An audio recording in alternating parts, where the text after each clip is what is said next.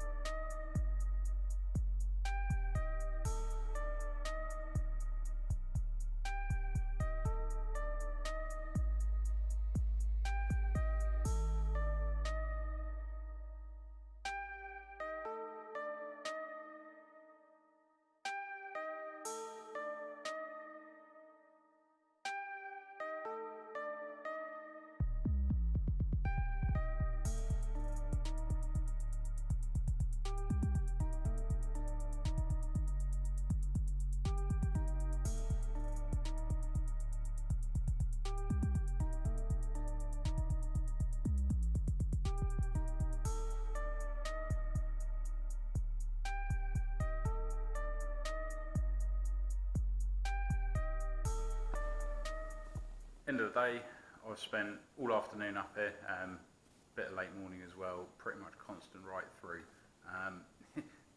Stuff takes ridiculously long, and is something hugely underestimate how long it actually takes.